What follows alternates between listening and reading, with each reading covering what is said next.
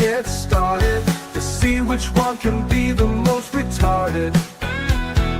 Tinfoil haters, it's time to start the show.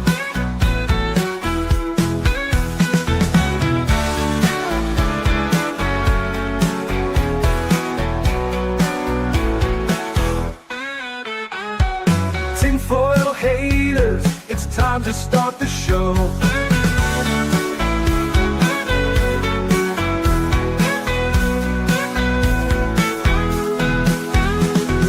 Tinfoil haters, don't tell them what to say. Tinfoil haters are here to save the day. Sammy are about to get started to see which one can be the most retarded. Tinfoil haters, it's time to start the show. Tinfoil haters, it's time to start the show.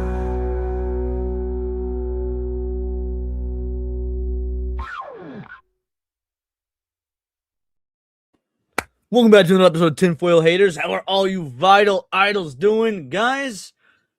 There is possibility that we could be entering the end of this show as we know it. This is one of those episodes where I really hope to God that what we're about to talk about is not true, because if it is, we're fucked.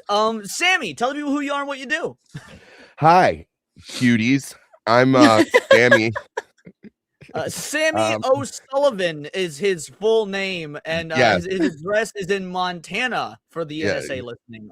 You know, actually, for this episode, hi, my name's Braxton Werthers, and I live in Tucson, Arizona, and you can find me on all platforms under Sammy 3P, but that's not really my name or my location.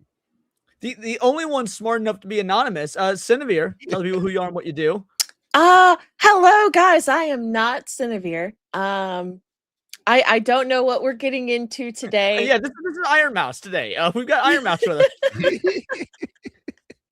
Yeah, so I'm looking forward to this. This is new learning stuff. Yeah, this one came to us from Lessus Games. I believe he was, an avid viewer. Shout out. So again, we do a mix of taking your guys' requests as well as stuff that we all found on our end. This one was a request, and boy, is it a doozy. So I hope you're in for a good one. But let's see who is here. Before we get into what might be our last show, Spectral Heartless is in that house. How you doing, Spectral Heartless? Miss Molly is here. IB to EB.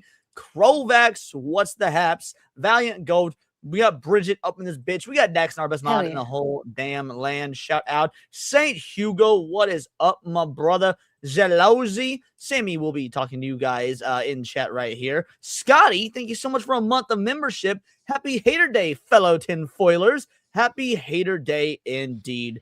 Let's see. Mage Wolf. We got the True Aztec Warrior. What is up, my man? Jake motherfucking Martin, how you doing? Granola Gren is in here. I feel like it's been a minute since I've seen you, Granola. Glad you're here. Johnny Boy, what is up? Let's see. Is there anybody else? I feel like there's more. You just need to scroll through here a little bit.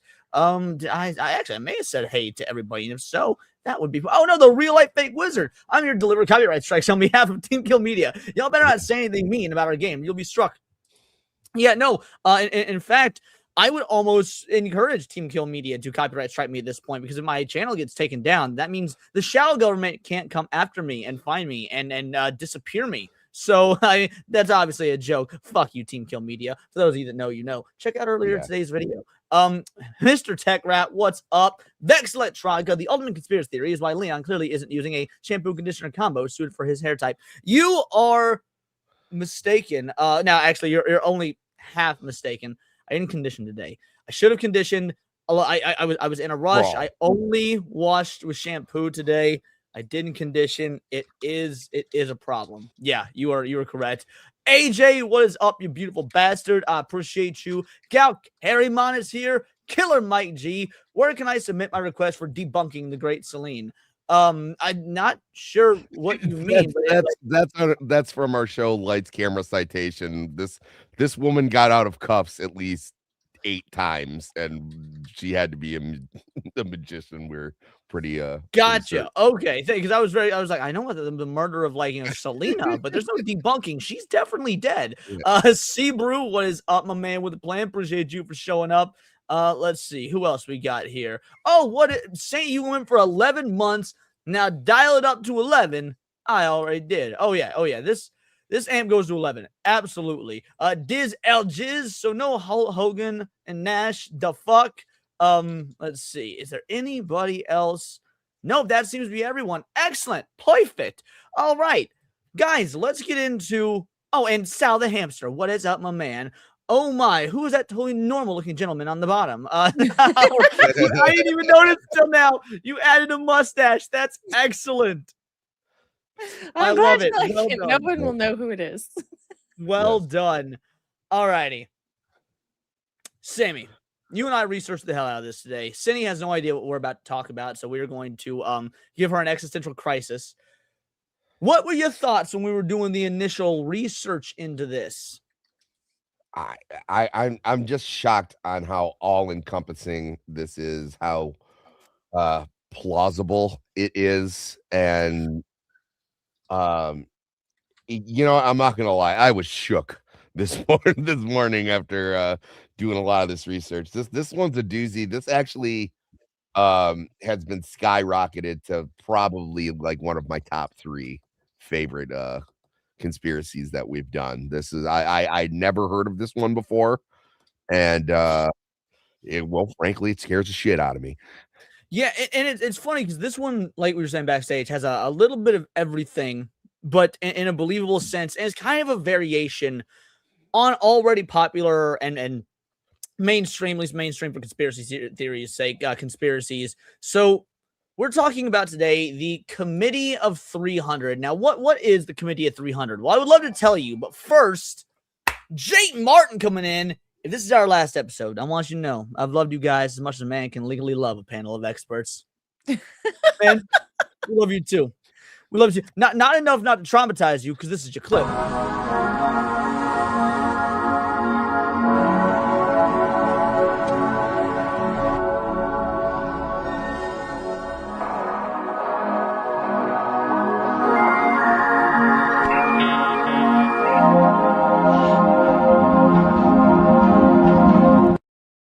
It is funny, Jake, because me and Leon came to that sentiment very early this morning. That like, hey, if we get disappeared, it's been a pleasure. Yeah, it's been a pleasure serving with you. So we got this man right here.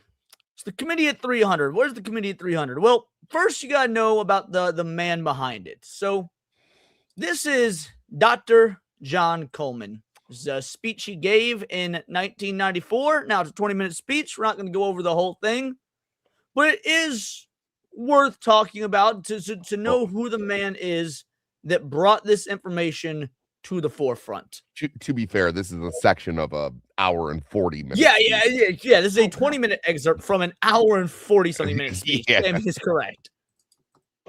They also interfered in the development of the United States on every occasion. They armed the Indian. Now he is talking about the East India Trading Company and the British banking system for reference purposes. They armed the people against the settlers who were pushing west. They ran the Hudson's Bay Company. They also ran so-called mission stations in China and got these missionaries who were really not missionaries at all to push opium on the Chinese. And I remember a conversation with the late Gamal Abdel Nasser of Egypt, Prime Minister of Egypt, President of Egypt, and Mohammed Eichel, one of the top. Now you might wonder, how does this guy who's lecturing right now have access to, these high up officials in Mossad in Egypt? Well, he is ex-MI6.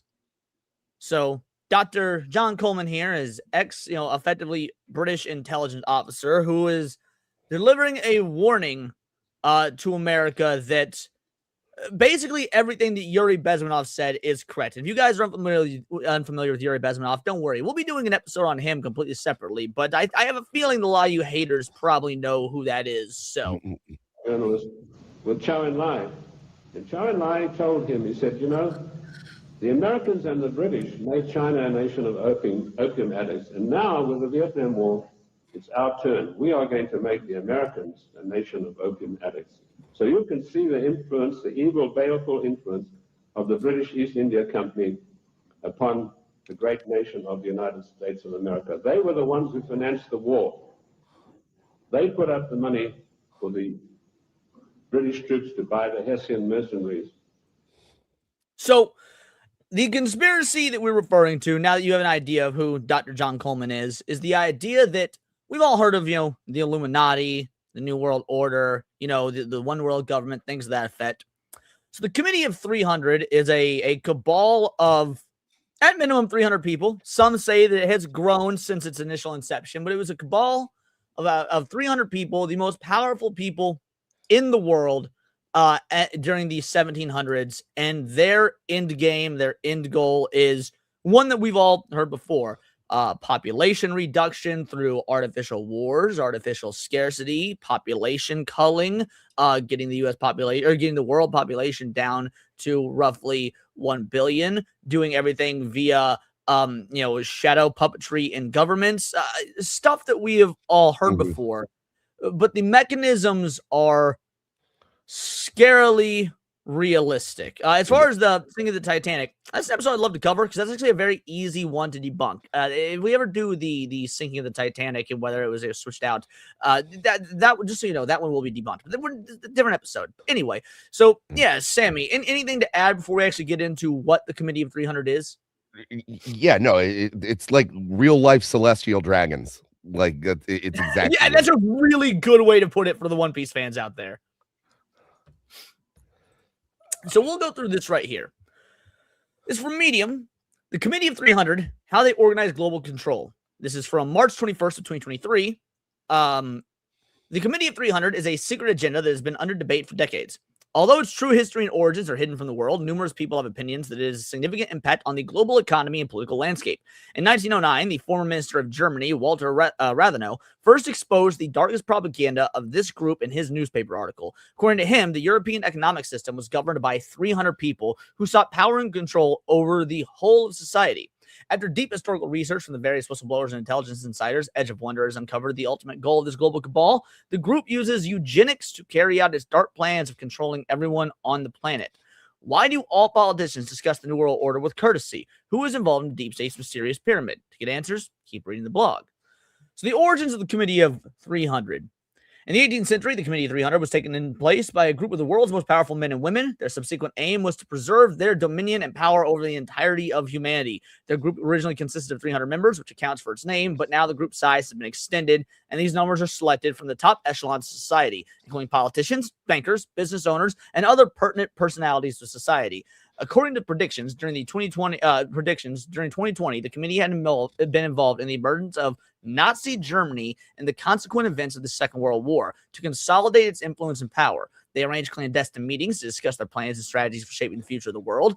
Deep state pyramid structure and the control and resources behind it. As per our deep research, the power and connections such as governments, companies, banks, energy sectors, think tanks, media, and secret societies are ruling behind the deep state. Now, when we talk about secret societies, obviously, we would cover secret societies on the show. We're definitely going to cover more. Club of Rome, Skull and Bones, things like that. But basically, any and all secret society that you can think of, or at least any and all of the really scary ones, effectively report to this final overarching cabal. This is the BBEG at the end of your D&D campaign.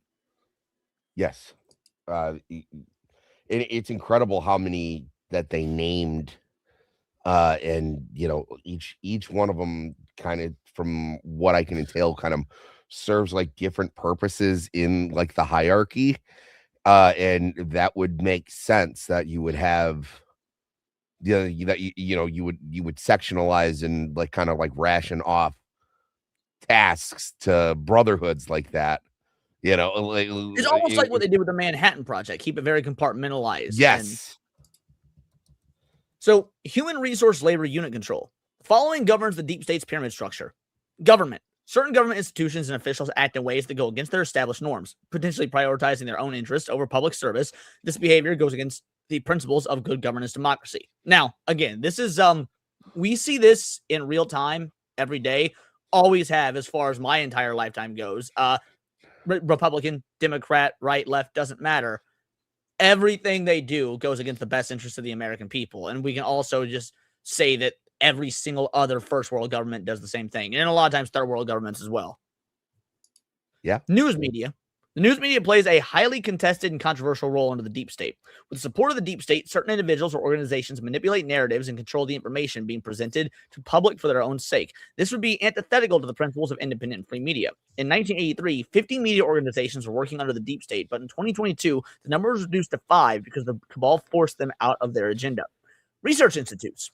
Research institutes work at the concepts of scientific integrity and academic freedom without any political interference. However, sometimes political pressure impact the research institutes, particularly on sensitive topics such as public health, environmental concern, national security. This may compromise the impartiality of research, which is crucial for the effectiveness and credibility of scientific findings. What jumps to your mind when we hear about this one? Anybody? Takers? Cindy, how about you?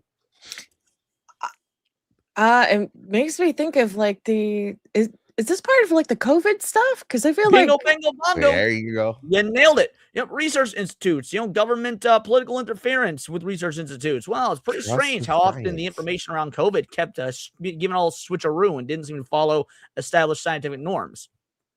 Oh my gosh, creepy. I keep thinking about like they just keep playing around with people like they're toys. Oh, just wait. It's gonna get worse. Not only you're gonna realize that they don't just play around people like they're toys. They play around people like they're Sid from Toy Story, which is the worst way to play with your toys. The deep state exerts legal enterprises. The deep state exerts pressure over legal enterprises and maneuvers principles of equality, justice, and impartiality for their own sake. They control, excuse me, they control the legislative. Where did I just lost myself? Pressure over legal enterprises, maneuvers principles of equality, justice, and impartiality for their own sake. They control the legislative process and use law enforcement agencies to target their opponents or protect their own members. Such practices erode the liability of the legal system and threaten the stability of society. World financial and natural resources control. Big oil. The oil industry comprises several companies that operate in a competitive environment under the propaganda of the deep state. They are using petrochemicals on plastics in particular as the next big thing for growing their business. Pharmaceutical companies, the tyrannical agenda is stopping you from becoming healthy. For example, in COVID, everything was closed except McDonald's, so you may eat cheap food and then buy their expensive drugs and medications. I mean, again, is there even a dispute? Let's say you don't believe in this cabal. Let's say you don't believe in the New World Order, the Illuminati, none of this. Can you dispute that this factually happened? No. Dispute it? Yeah, as in when everything shut down during COVID, except for the most unhealthy places in the world, Walmart, McDonald's, things like that. Yeah. Oh, that's fair. I didn't even think about that. Yeah, but the mom and pop shops had to close down, but Walmart, and not even that. They altered the hours, so instead of like being able to go to like a mom and pop shop that might have like more regulated crowds, they now controlled the hours when these people would come in, so you're getting actually like maximum exposure. They were trying to get us infected with this. They wanted it to spread. Sure, what it seems like. Global think tank, NGOs. Under the deep state, some NGOs, non-governmental organizations, are influenced by political agendas and corporate enterprise interests. These NGOs engage in covert activities, promote biased narratives, and spread false information to achieve their dark goals. So it is necessary to ensure accountability, transparency, and independence of NGOs to prevent manipulation by secret power structures. Now, Sammy, I'm sure you know the answer to this, so we'll start with Cindy just in case she doesn't. Do you know what an NGO is? I do not. Non-government organization. So if you hear that term, what do you think it means? Non-governmental organization. Something that doesn't have to do with the government, or it's an organization that's not government run. Bingo, bango, bongo. That's what they want you to think. Now, how does it actually run, Sammy? Do you know? Yeah, it's totally run like a government. It's there's no ifs, ands, or buts about it. And they usually impose their authority Even though they claim not to be government, but they very much function like a government. It's not. Yeah, the way it works, Cindy, like to be more specific about it. Let's say you got organization A here. Let's say it's a charity, right? Let's say it's a charity, has no government ties. They're doing everything out of the goodness of their hearts because charity is important, nonprofit. Well, they don't get any money from the government. That's why they're a non-government organization. However, what the government does do is they give a third party a bunch of money. And then that third party, and then they tell that third party, we're giving you this money. You give this money to the NGO under the caveat of XYZ. So basically, it is a legal loophole for governments to be able to control these non-government entities. And the non-government entities, such as insert charity here, knows that's what's happening. But as long as there's a middleman, then both are technically legally clear. So you ever wonder where like all that USAID money was going, for example? A lot of it was going to NGOs or middlemen for NGOs. Oh my god. Oh, good example would be good example would be what Kromack says right here. Like a daycare. Well, another big one is all the payments going to Black Lives Matter was actually going to Act Blue. So again, yeah, correct. So we've got that aspect of it. The World Health Organization. The World Health Organization, the WHO, is a global organization that aims to advance public health. It provides coordination and addresses global health issues, promotes research in health, and establishes standards and guidelines. It is accountable to its member states who work together to shape priorities and policies of the organization. Rich and powerful sub-family elites, the people that you and I in the audience will never be. The people in power govern the German Thule Society, Club of Rome, Bilderberg Group, Freemasonry, Tavistock Institute to come up with their dark plans for welfare, schools, government, public policies. These groups work under the deep state to accomplish secret narratives. The incredible thing here, we could do an episode individually on each of these groups. German Thule Society, Club of Rome, Bilderberg Group, Freemasonry. Every single one of those is deserving of their own episode, and they probably will get their own episode. But that is how far-reaching and elite this is that we're at a point in time where, like, every single one of those organizations, none of them are in control. They report to the organization that we are about to talk about here. Before we go further, Johnny Boy, member 3 months, WHO and WEF are all arms of the shadow government. Oh, don't beat us to the punchline, homie. Don't beat us to the punchline. Now we'll get to the actual Committee of 300. Who is really part of the Committee of 300? Through redacted CIA documents and information from intelligence insiders, we found the Committee of 300 includes members such as royalty leaders, heads of government organizations, former presidents, politicians, and billionaires. The Crown Council of 13. There are 13 hidden powerful families, occasionally known as the Illuminati, controlling the entire world affairs. These include the Rockefellers, Kennedys, Buddys, Rothschilds, etc. The Illuminati control various aspects of society, such as politics, law, natural resources, education, foreign policies, media, food. They said that twice, I just realized. And even economies. These families are using various scientific engineering techniques to control the global population. These include vaccines, viruses, genetically modified food. What's the actual goal of this globalist agenda? The goal and operations of the Committee 300 remain shrouded in secrecy. However, the group has a dark goal or agenda that involves exerting control over the world's economic and political systems for its own benefit. They aim to manipulate global events and sustain conflicts to maintain their power and influence. Now, that's a pretty interesting one right there. Before we address that interesting one, holy fucking shit, J-Mac, you absolute legend, coming in with 20 Gifted Words of Paradise memberships. He does this. Like, y'all think that J-Mac might be part of one of these 13 families? You think J-Mac might be a spy for the deep state? Dude's awful libertarian. I'm wondering if J-Mac may have infiltrated us God-fearing libertarians and anarchists. What do you think? No, I'm joking. Shout out. Thank you so much, J-Mac. I truly appreciate it, brother. That means the absolute world to me. He's too considerate to be one. That's true. Actually, you're right. Ain't no way any of these folk are nice people. You're correct. J-Mac he gets a pass. Homie, can you imagine just sitting down and having a slice of pizza with like someone in the Rothschild family? No way. The pizza had like caviar on it and shit. Like that's J-Mac, this goes for you, homie. Call it whatever. But if I made $1 for each time I made a racist joke, I would actually have $0. Cause I'm not joking. Based, hello. Shout out. Thank you so much. And then on top of that, we had a banger come in, 5 banger, Given the topic and reminder, the annual World Economic Forum meeting from the 19th to 23rd of January seems fitting, which is something that I do hope to be able to cover on my channel. It's going to depend on what all is going on and whatnot. But yes, that is, there is a Davos meeting coming up very soon. So thank you for the reminder. I appreciate that. Let's go ahead and give you a clip as well in reference to the Davos meeting. No offense, but it sounds like some fucking commie gobbledygook. So, what is the actual global agenda? We read through a bit of that. They aim to manipulate global events and sustain conflicts to maintain their power and influence. Now, it's pretty interesting. We've seen a whole lot of, it's what I would say are artificial conflicts over the last, my entire lifetime. The unending war on terror, Russia and Ukraine, China, Taiwan. I mean, what just happened in Venezuela, even possibly Palestine, Israel, Gaza, that whole thing. These are all wars that hypothetically, well, at least Palestine and Israel, and then Russia and Ukraine are wars that hypothetically should be able to be over in an instant. Let's be real. If Russia wanted to, they could wipe the Ukraine off the fucking map. Same with Israel. Why aren't they doing so? Is it possible, just speculating here, hypothetical, is it possible because there is money, power, interest, there's something to gain from prolonging these wars?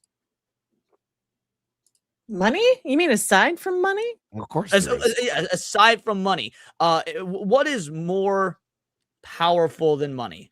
And at least this is my estimation. I can influence. Fear and influence go into the macro, which is why I'm demoralization. Yeah. You use the fear to demoralize people. You use your influence to demoralize people. Things like that. So that's just my theory is why these artificial wars continue to go on. According to many insiders, the ultimate plan involves to create a one world government and dispose of any religion. Now, this, of course, ties back to what conspiracy that we've already covered? Come on, Sammy, you should know this. It's one of your favorites. I'm drawing a blank. Project Bluebeam. Oh, yeah. What am I thinking? I mean, the whole idea of Project Bluebeam was to create a one-world religion by using the hologram. Right. So dispense of any religion because they want the religion to be to the new one-world state. The potential impact of Committee of 300. There is no concrete evidence present to support the existence of Committee of 300. It has a secretive agenda composed of people from various fields such as politics, banking, royalty, and media. If the agenda holds substantial power and control, they can influence global events and shape them in various ways. Can manipulate the entire global economy to benefit their own interests. They can potentially dictate international organizations and governments with profound impact on world policies. So, wondering what's the ultimate goal of the deep state, and then they're just going to say, hey, you donate here, that sort of shit. So, that is the very quick version. Cinny, what you thinking, girly? And I don't know why, but it keeps making me think of the Guild from Bungo Stray Dogs. Like just a bunch of seriously rich people with nothing better to do than just cause mischief everywhere. Well, I mean, I wouldn't say it's nothing better to do. I mean, there's obviously an end goal here, which is to exert complete global control on the 1 billion that is left after they eradicate the 7 billion of us. I'm gonna be real. The odds are not in our favor, especially when you look at the numbers of the certain racial demographics they want to survive. Sammy, what about you? What do you think?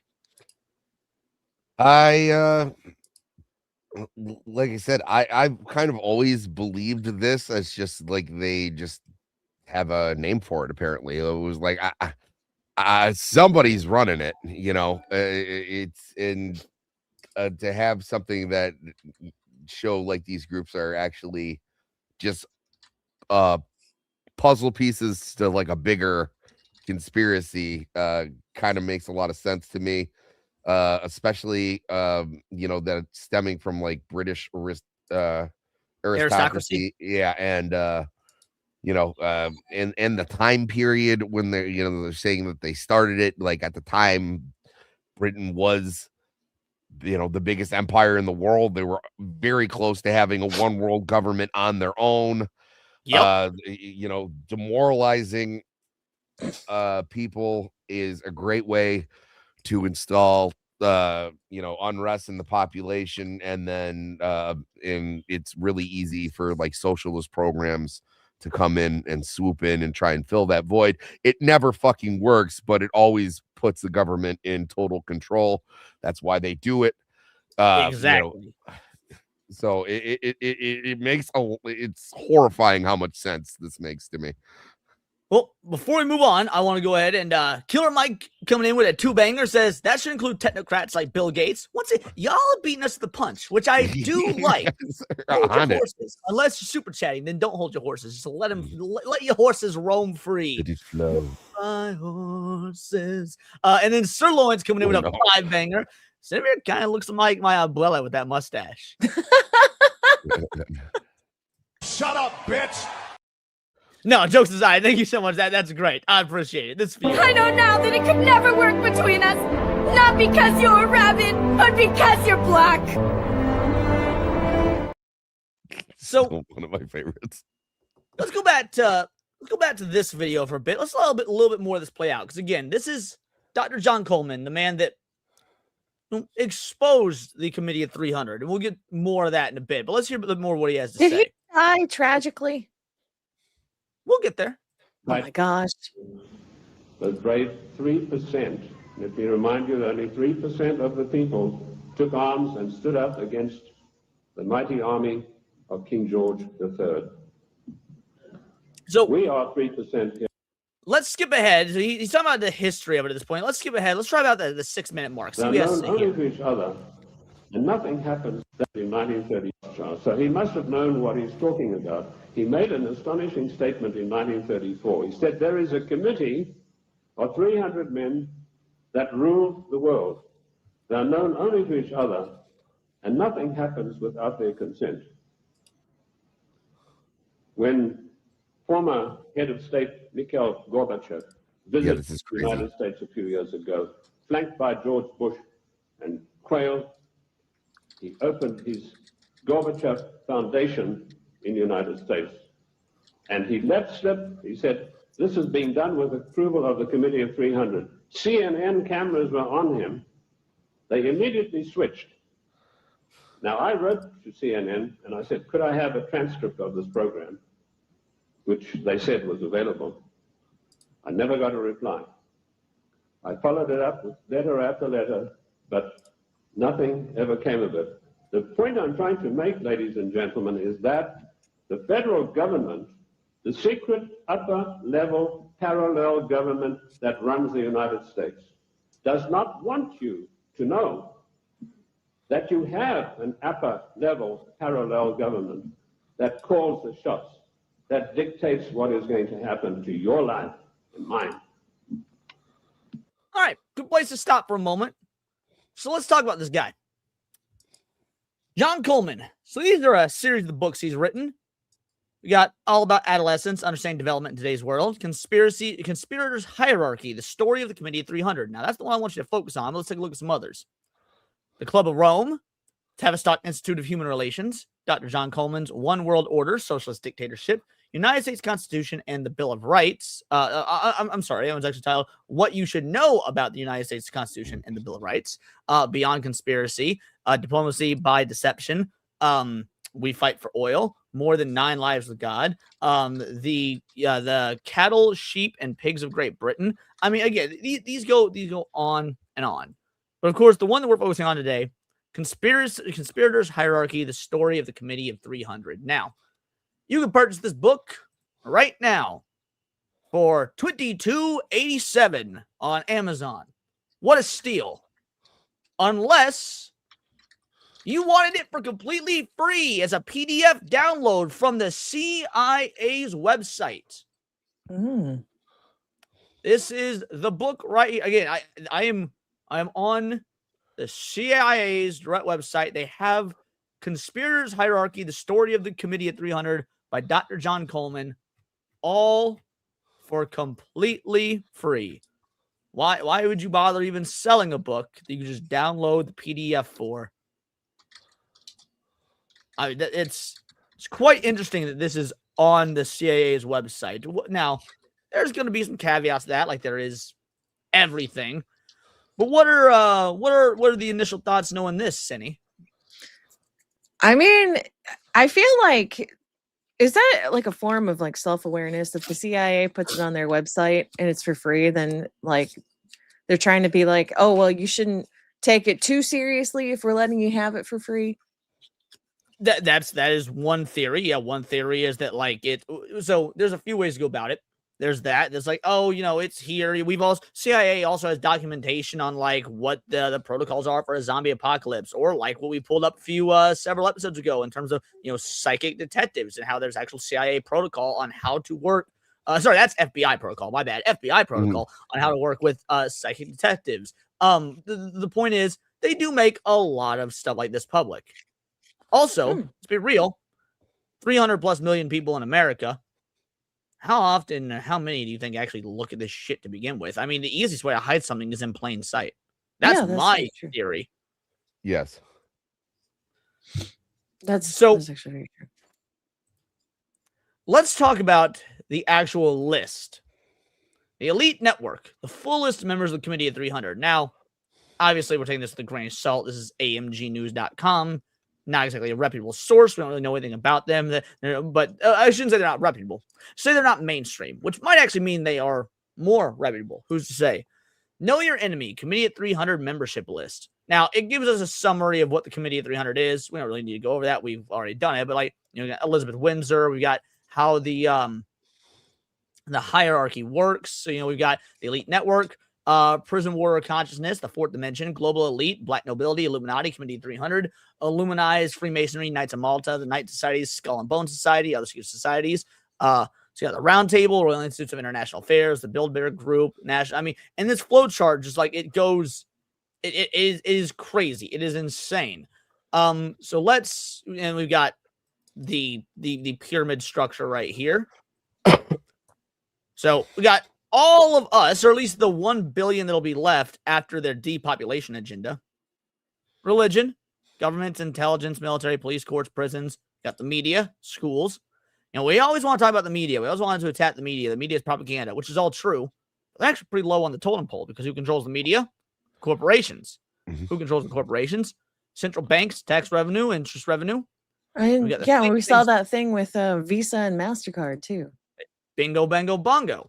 That is social engineering at its finest. They are trying to, Visa, MasterCard, the payment processors are trying to institute basically a forced societal change. And we talk about this all the time in terms of anime, video games. Like, hey, they're trying to tell you what you can and can't spend your money on. They're trying to, and that's the point. And they start with the small things, little things that don't seem to matter, entertainment, luxuries, and whatnot.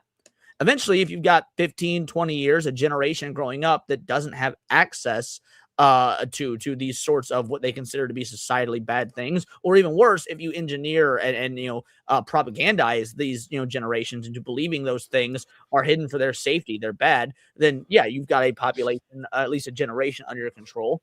We got the think tanks on top of that, Council of Foreign Relations, United Nations, Bilderberg Group, Club of Rome. Then you got the Committee of 300. In control of that, the Council of 13. And then you'll have the one dude in charge of everything once the plan comes to fruition, that being the world monarch himself. St. Hugo for a two-banger. Real question is, why the rush these days? Well, it's not really a rush. This has been a slow roll since the 1700s, and it's taken about 300 years, give or take, for them to finally really just get through phase one. Because you need to, when it comes to propagandizing and changing the cultural zeitgeist of the entire globe, especially when you've got new countries and religions and governments and whatnot always popping up, it's a slow process. So it's a good question, but it's largely explained by the point that we're actually we're in the phases right now. The reason it seems recent is because the power grabs they've been doing, if I was to wager a guess, they probably didn't expect, even though they control everything, you can't have a contingency plan for everything. My guess would be they didn't expect technology to get quite out of hand the way it did, especially when you've got people like, let's say you've got America, this country founded upon freedom, that yes, they are trying to control and have a lot of people in their pockets, but you've still got freedom fighters, whistleblowers, people in the government that have access to this technology. You've got your Edward Snowdens of the world, whatnot. So there's more public information available than they probably would like. Again, if we were to accept that these people exist, this is real, they've got to do this slowly so that it stays covert. Sammy, Cindy, do you guys have other arguments against that or different points, things like that? No, I mean, this feels pretty spot on. Yeah. So do you have a clip though? Say that again. Do you have a clip though? A clip for St. Hugo? Oh shit! Yeah, my bad. Yeah, I will absolutely play you a clip. You and I are enemies now. Not me and you, Hugo. That is the rest of us, the population, talking to the world government. Just so everybody's clear. Here's the list of the Committee of 300. Now, we're not going to go through all of them, as this is an insane list, but we'll go through several, and then I highlighted some pretty obvious ones. So, Abdullah II, King of Jordan, important imperial puppet in the Middle East, British educated, American wife. You got Roman Abramovich. He's a Russian oligarch with a $12 billion net worth, major British ties. Joseph Ackerman, a Swiss banker and CEO of the Dutch Bank. Edward Dean, British trustee, Eton graduate, private secretary of Prince of Wales. Let's just scroll through and someone random. Here we go. Here's one that someone mentioned earlier, Bill Gates. Oh, you were close. Steve Ballmer, CEO of Microsoft, net worth of $15.7 billion, number 5 on Jerusalem Post's World's Richest Jews. Sir Winford Bishop, chairman of Lloyd's Banking Group, ex-CEO of Citigroup. Tony Blair, ex-British prime minister, connected to illegal invasion of Iraq and Afghanistan, accused of war crimes. How about Warren Buffett, owner of Berkshire Hathaway, net worth of $44 billion, profits off of American impoverishment, connected to Gulf of Mexico disaster, owner of Nalco, which manufactured Core Exit, a toxin still dumped in the Gulf, connected to 9/11. George H.W. Bush, mind you, our boy, Coleman here mentioned George H.W. Bush earlier. Ex-U.S. president, ex-U.S. vice president, father connected to Nazis, international banking, big oil and drug trafficking, ex-CIA, connected to JFK and RFK assassinations, connected to 9/11, both Iraq wars, head of international terrorist crime family, known skull and bones, and 33rd degree Freemason. That's quite the pedigree. Sir William Castell, chairman of Wellcome Trust, director of General Electric and British Petroleum. Charles, Prince of Wales, heir to the throne of the British Commonwealth, pushes sustainable development, globalist and monetary manipulation of third world countries, in particular resource extraction and popular control of United Nations, hundreds of NGOs, Freemason, connected to the murder of his first wife, Princess Diana. Bill Clinton, ex-U.S. president, ex-governor of Arkansas, Rhodes Scholar, involved in Balkans, involved in sheltering bin Laden, connected to the Bush family, connected to international drug trafficking, connected to Rockefellers and Rothschilds, Freemason, connected to technology transfers to China. All the Rothschilds for very obvious reasons. William C. Dudley, president of the Federal Reserve Bank of New York and ex-Goldman Sachs. What about Edward Earl of Wessex? He's the third son of Elizabeth II, Elizabeth II, Queen of the United Kingdom, monarch of the British Commonwealth, Supreme Governor of the Church of England, head of International Freemasonry, head of the Order of Garter, head of the Committee of 300, owns 1/6 of the world's landmass, connected to the most crimes and fraud in the world. And we'll end with Mikhail Friedman, Jewish Russian oligarch, net worth of 15.1 billion, member of Russian CFR, founder of the Russian Jewish Congress. Now, if you scroll through here, you'll see a lot of stuff about the Jews. You'll see a lot of stuff not about the Jews. You'll see a lot of stuff about why do they hate the Jews so much? That's what I was about to get at. You see a lot of Middle Easterners, see a lot of Brits. The point, and that's where I was trying to go. This kind of debunks the whole "it's all the Jews" thing, because you've got the most powerful people in the world from all backgrounds, all schools of thought, all religious philosophies, all different on paper, at least, political philosophies. So I think the Jews thing is just another thing they've manufactured to throw people off the trail, to have an easy scapegoat, basically a much larger macro version of what Hitler was already doing, which is, hey, we needed a scapegoat, let's use the Jews. It's very easy to do. They've got traditionally they're wealthy, intelligent individuals. Traditionally, they've owned a lot of wealth, a lot of control, a lot of political sway. So you've got a bunch of Jewish people that are on this this Committee of 300 that are propagating the anti-Semitic movements against effectively their own kin, because who cares if they're your own kin as long as you stay in power. Good talk. Excellent points, you guys. No, I mean, yeah, there's nothing to really contest there. It could be like a false flag. And as a matter of fact, they're using a lot of tactics that they actually blame the Jews for. Yeah, which is classic projection. You blame your enemies for the tactics that you yourself use. Mhm. Alrighty, so Dude, let's this play video an blew excerpt my from this fucking mind. podcast here. Sorry, what was that? I said this video blew my mind this morning. Yeah, this video is a lot. I'll be real, you guys. It's a little bit dry. Now it's an hour long. We're starting at the 15-minute mark when he actually, because I mean, there's a 15-minute preamble just to get the Committee of 300. Again, the first 15 minutes are basically all about Yuri Bezmenov, which we'll probably do its own video on at some point. This is a little dry, but we'll do our best to provide colored commentary.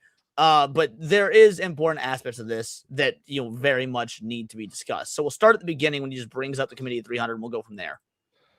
The Conspirators' Hierarchy, the Committee of 300, researched and written by Dr. John Coleman throughout the 1970s and 1980s, subsequently published in 1991.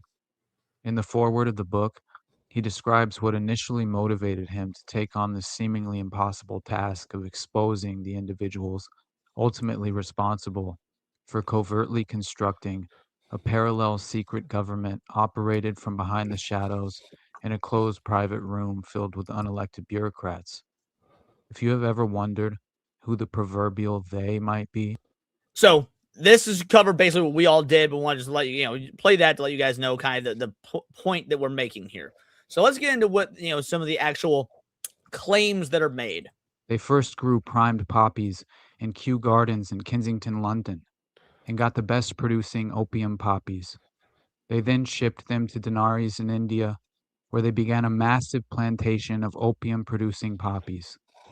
They then used their famous tea clippers to transport the poppies in the form of raw opium to China. And by their military force, they imposed an opium policy on China that turned the Chinese nation into a nation of addicts. And they enforced this policy, which was known to the royal family and Lord Gladstone, the Prime Minister, and every one of the lords and ladies in England, and they made a massive, huge fortune. He continues to claim that in researching these documents in India House in London, he came across some of the manifests of the old tea clippers and the numbers of kegs of opium they carried and their values. His voice is a kryptonite to my ADHD. Yeah, I know. We're not going to listen to much more of it, but I just want to give you guys some excerpts because it's important. And then we're going to get to, in my opinion, a very interesting discussion I had with some AI. During my effort to corroborate some of these extraordinary claims, I tracked down many of the aforementioned names and groups, only to find significant overlap with his version of events. In fact, most of what I was able to find only seemed to fortify his claims. Now, that's very important, and that's what we're going to dive into.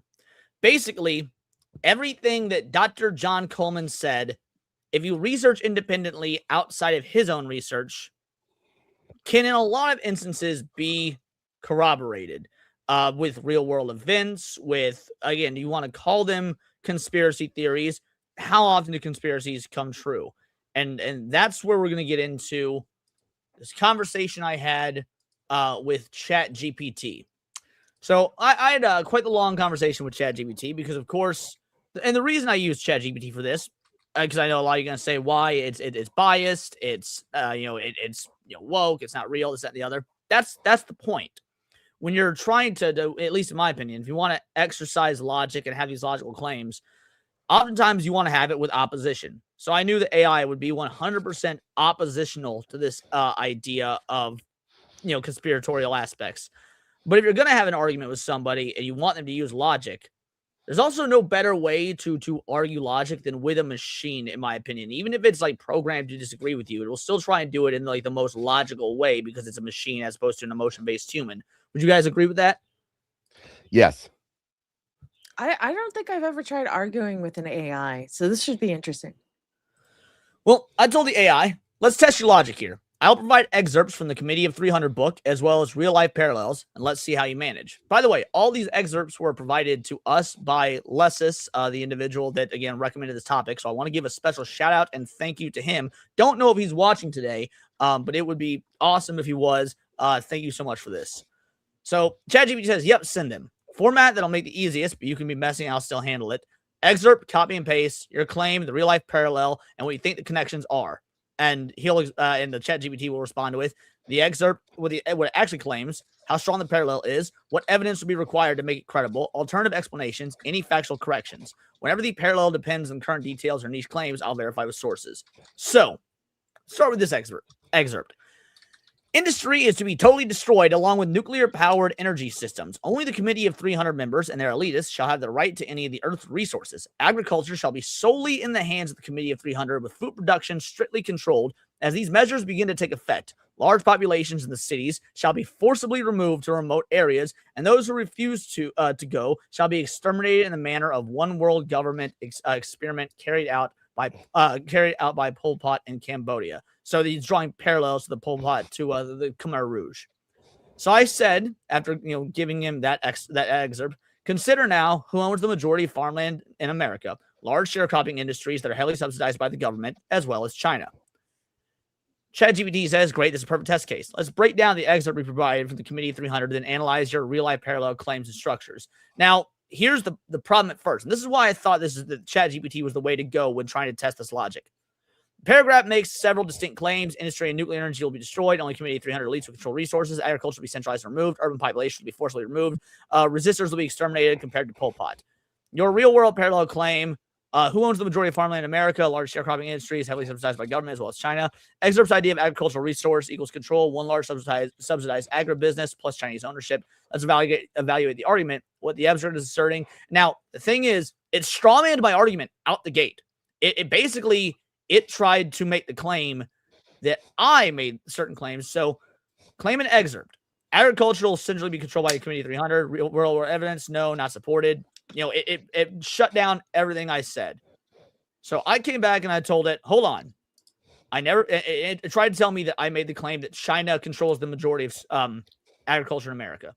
So I told the ChatGPT, hold on. One, I never made the claim that China controls the majority of farmland in the U.S., just that they control farmland as a generalization. And the implication here is that this is a net negative for America, considering how we are at political and ideological odds with the CCP. Your misinterpretation of my statement brings up criticism of my point I didn't make. In other words, a straw man.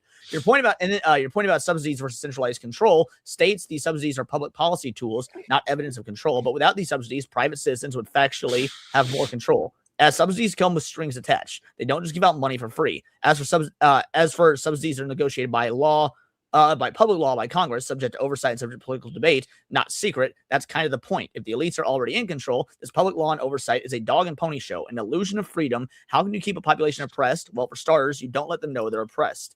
Now, here's where ChatGPT started to get good. I'll give it credit. Good. This is exactly the kind of clarification that sharpens the analysis. Let me reset cleanly, acknowledge the correction, and respond to what you're actually arguing, not a version of it. You're right on one key thing up front. You're correct. I overstayed your claim, and that was a straw man. So the AI acknowledged that it did straw man my argument. You did not claim that China owns the majority of U.S. farmland. You claimed China owns some. Ownership is non-trivial in geopolitical context. Given ideological and strategic conflict with the CCP, this is a net negative. That is a reasonable and defensible position. You're right to call it the misinterpretation. Point taken. Let's restate your argument properly. Even limited foreign ownership of critical food infrastructure by a geopolitical adversary is concerning, especially when combined with domestic consolidation and government policy leverage. This is not a fringe claim. It is a national security argument, not a conspiracy one.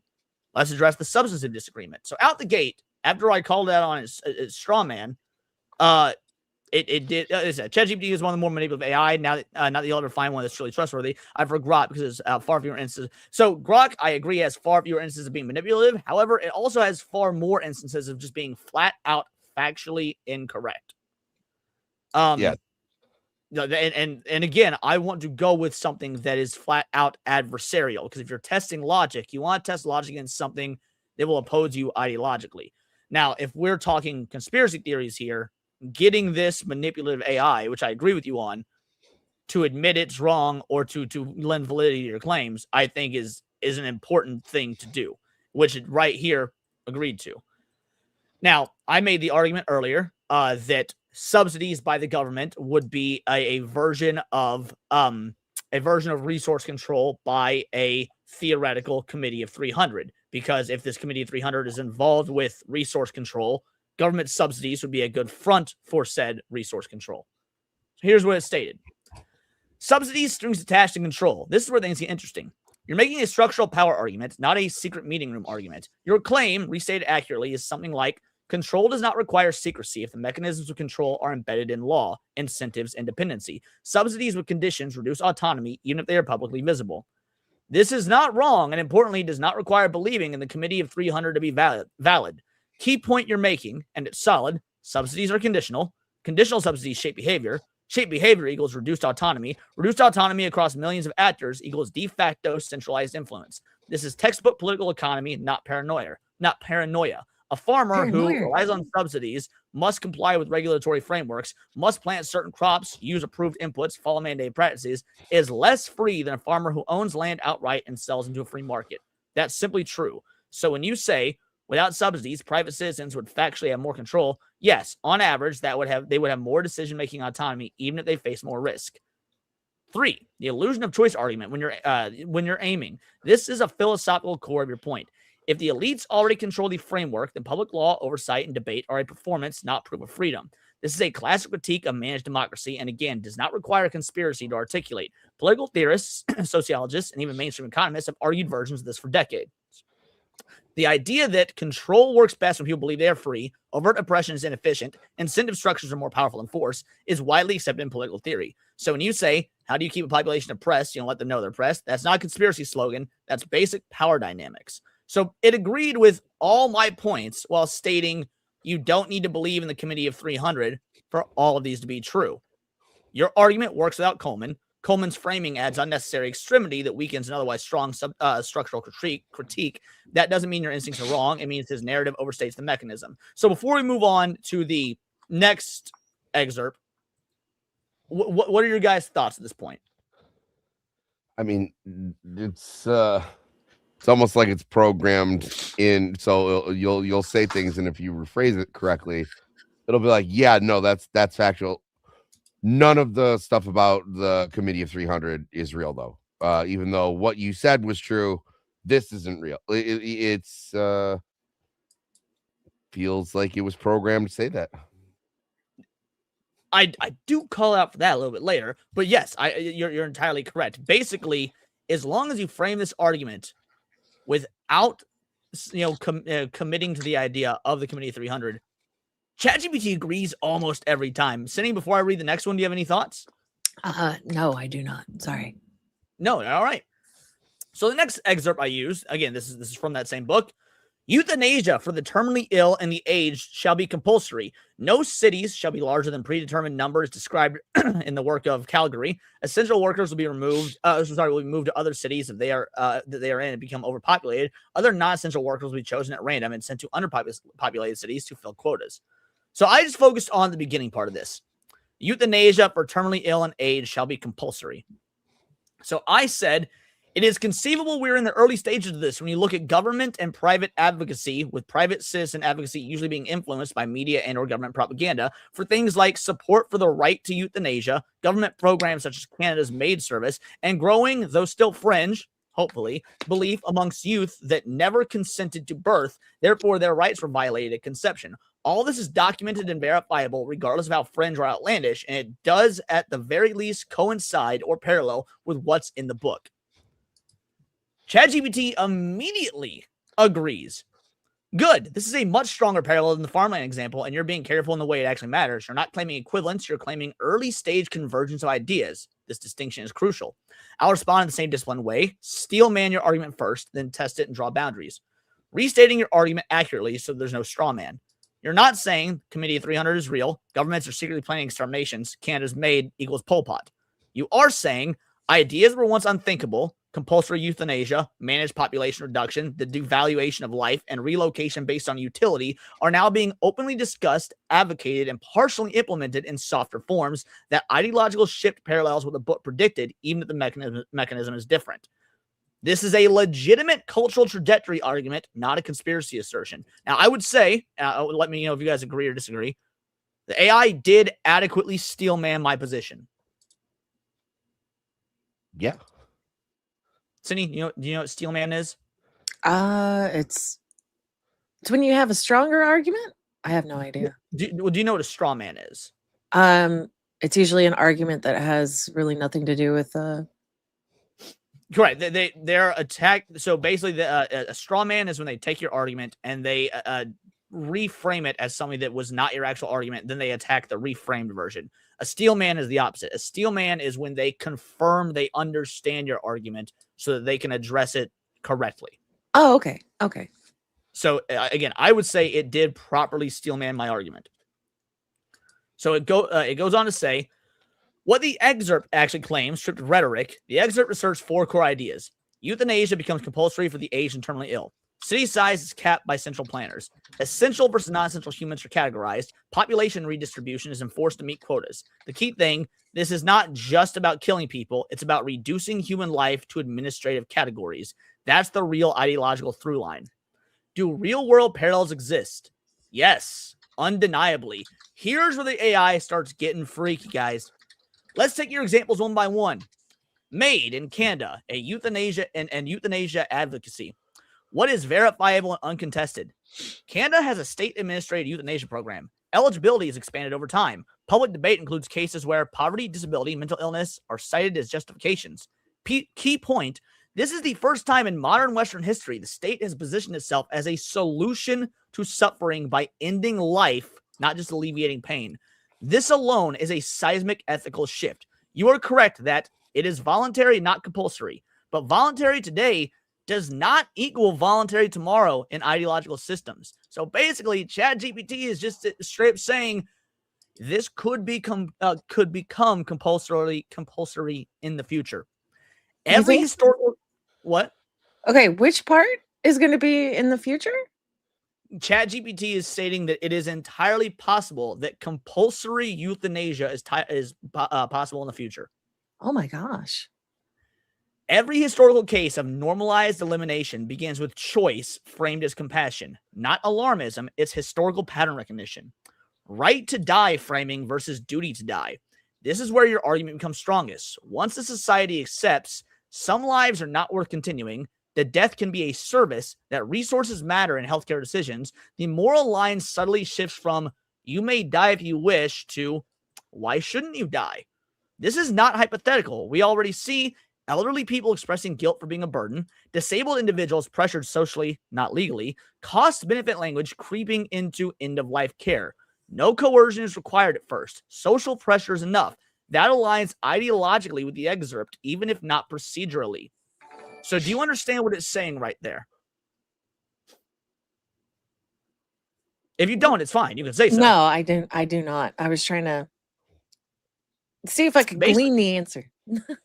Basically, what it's saying is that the excerpt says that the steps to get to this compulsory steps to euthanasia, the steps we get to the euthanasia aspect are incorrect steps. However, when I give it my steps that coincide with the excerpt, he says, ideologically, they're no different. The steps to get there might be different, but the end result is the same, and the ideology is 100% real. Huh. Okay. Ooh, scary shit.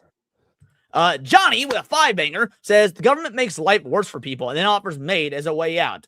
Exactly. Name one word that starts with G pronounced like J. Gentrification. Shoot, should have thought of that. I was just in San Francisco. So, it goes on to say, antinatalism. I didn't consent to birth. Now, this is an argument that, again, has been becoming real popular as of late. And this is a scary thing. You are absolutely right on 3 counts. This belief exists. It is disproportionately present among younger cohorts. It is documented, discussed, and normalized online. Now, younger cohorts? Cohorts. Basically, our young peers, the young generation. Okay. Do you know what antinatalism is? No.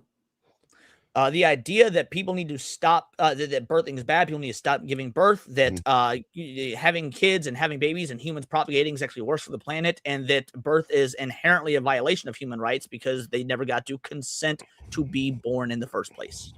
That's fucking retarded. Oh, it's It incredibly is nihilistic. Yes. Yeah, exactly. It is one. It is. So when people talk about the feminist death cult, Divine Duckworth is correct. Oops. Exactly. No, go back to that.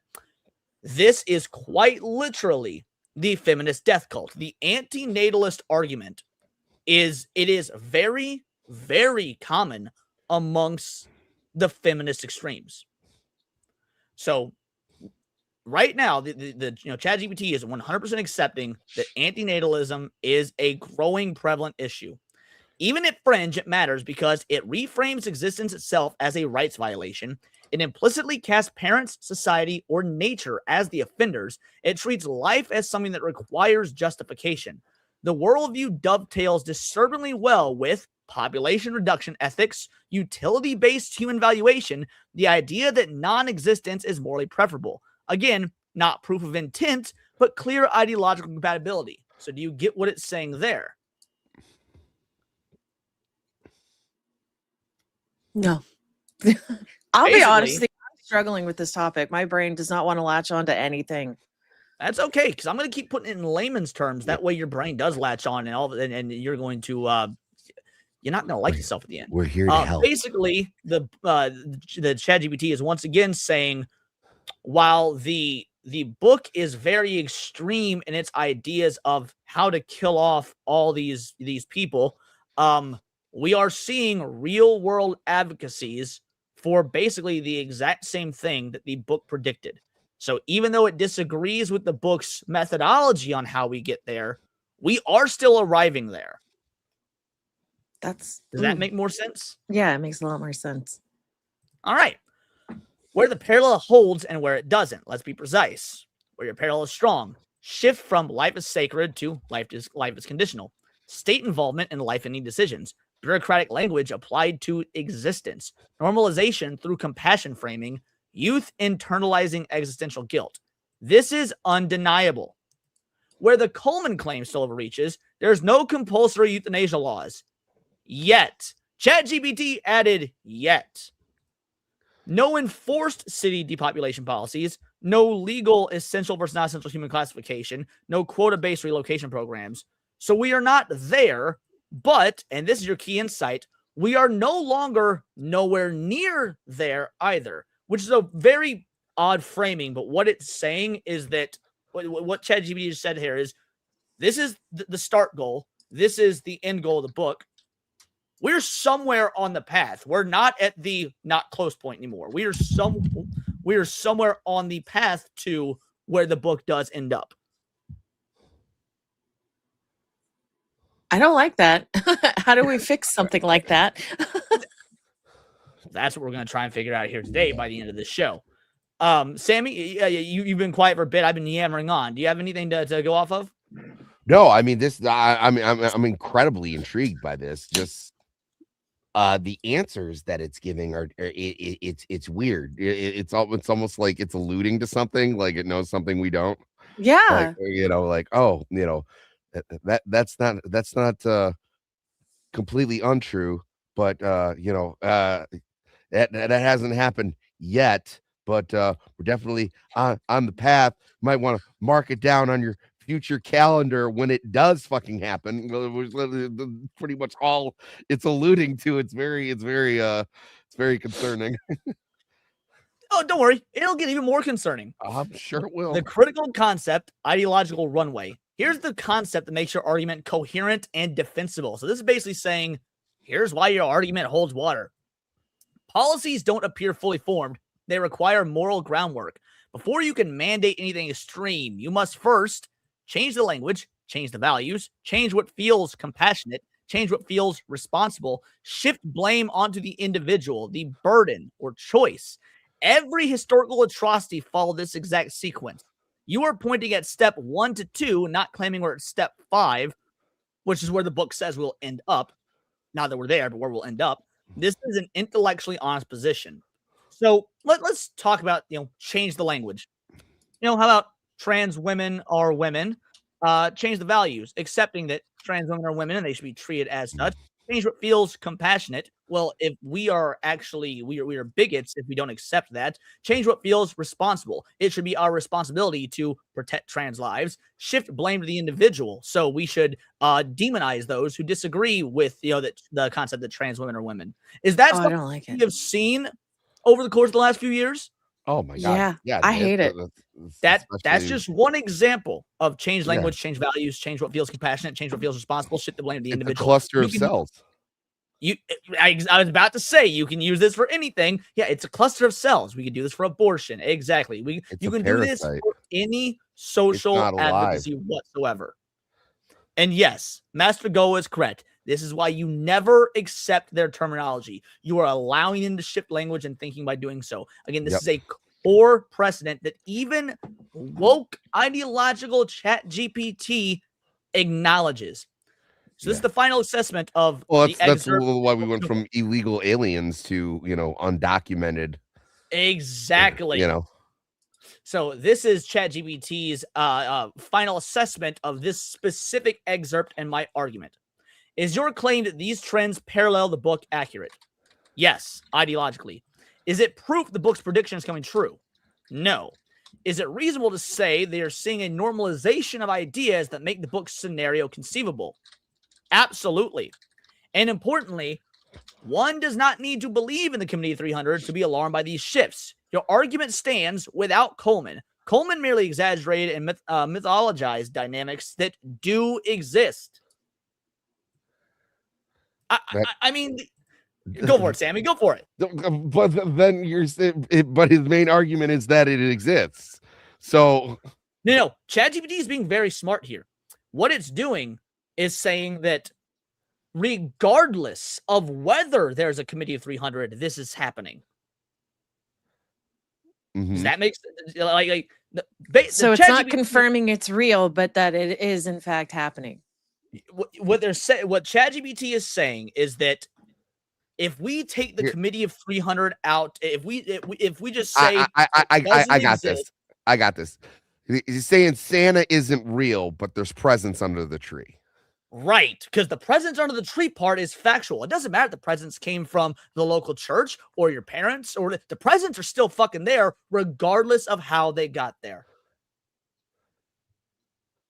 Does that make sense? More sense when I put it that way, Cindy? Because Sammy actually nailed it with that explanation. Yeah, no, it makes a lot of sense. All right.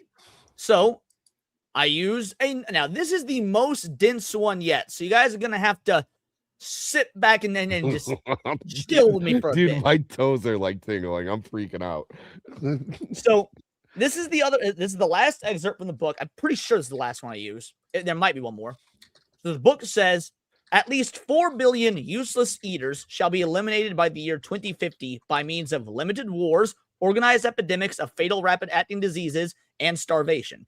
Energy, food, and water shall be kept in subsistence levels for the non-elite, starting with white populations of Western Europe and North America, and then spreading to other races. So again, they'll attack Europe and North America first. The population of Canada, Western Europe, and the United States will be decimated more rapidly than other continents, until the world's population reaches a manageable level of 1 billion, of which 500 million will consist of Chinese and Japanese races, selected because they are people who have been regimented for centuries and who are accustomed to obeying authority without question. That's the book's claim.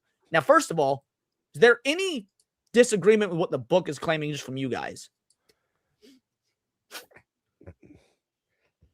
I to be honest, I don't know enough to really have like a strong comment on that.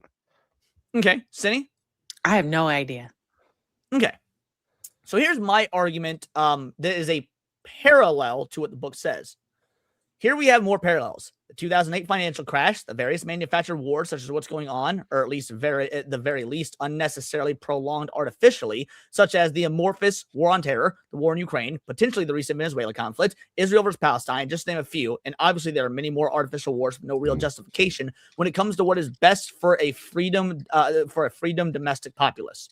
We also have COVID-19 in relation to organized epidemics claim, which has been subject to many conspiracy theories, many of which came true. People who called it a lab leak were silenced for years under the claims that such an opinion was baseless, not rooted in evidence, and even racist until after the fact, the narrative was finally accepted as the most likely scenario. Only after years of trying to shut down legitimate discussion about it from reputable virologists. This exact argument can be made about the efficacy of masks, which the WHO, after years later, admitted did not substantially in any way stop transmission of the virus. A record time developed vaccine that financially benefited only the largest, most powerful big pharma corporations, with the least amount of clinical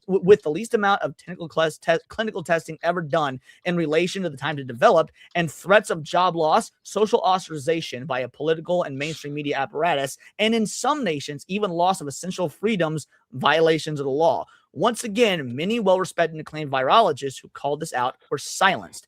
As for starvation, there is undeniable truth about manufactured chicken and egg shortages due to an outbreak of bird flu, where government-controlled, in essence, due to the subsidies mentioned earlier, farms were forced to murder untold numbers of poultry due to unverified claims of said bird flu with a better safe than sorry justification. By the way, in case you guys were wondering why eggs got so expensive under the Biden administration, that was why. Yeah, Finally, that the is statement crazy. about Chinese and Japanese being ideal candidates for the races to keep around due to their history This of was the obeying part authority. I couldn't comment on, by the way. I was like, Well, I don't. I could, because I am familiar with this, is historically true due to the nature of their respective governments. So with all this in mind, even if there's not Committee of 300, which is still up for debate, it is absolutely conceivable, given the parallels I've noted, there is some form of government control-based cultural shift that is being manufactured under the guise of public safety at the cost of our freedoms.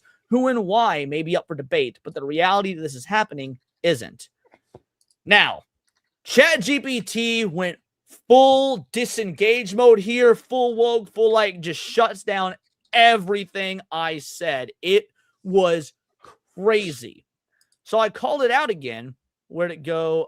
Where again, this is all right. So from my message here, here's all of the debunking it tried to do.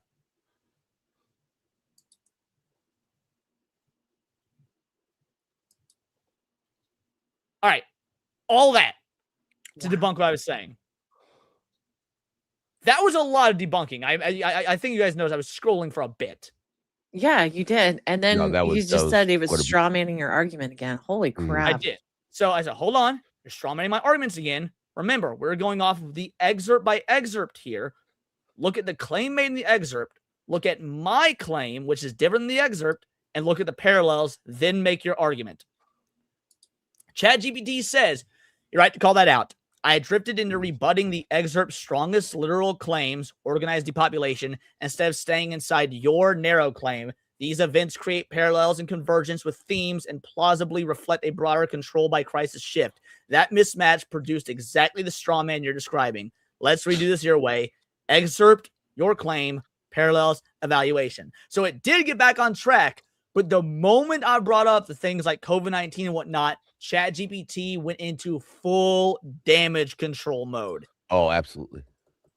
So the passage asserts an intentional program to reduce world population to 1 billion by 2050 by limited wars, organized epidemics, starvation, keeping energy, food, water at subsistence levels with demographic claim about who would remain. It is high specificity intent claim shall be eliminated by means of blank. What you are claiming, separate from the excerpt, you are not claiming a literal committee of 300 plan has proven. COVID was definitely organized as population control. Wars are definitely manufactured for depopulation.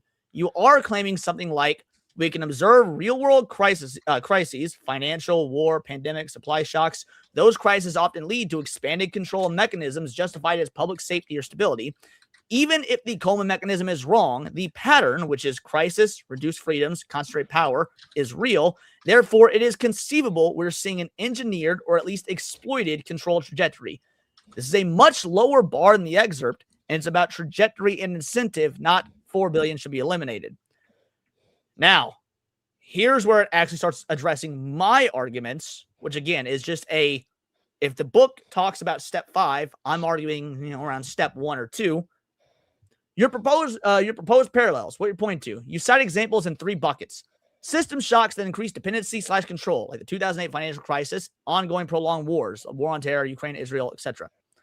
Epidemic crisis response that expands state and corporate power, COVID emergency policies, censorship pressure around origin debate, masking dissenting experts, rapid vaccine rollout, mandates and pressures. Food supply disruptions framed as biosecurity necessity, avian flu, mass poultry culling, egg chicken price spikes. And you add an ideological point. Cultural differences and difference to authority could make some populations easier to manage. Your point being the exert's logic isn't random. It's tied to real governance history. Evaluation. Do these parallels support your claim? Parallel 1. Crisis, expanded control. Strong.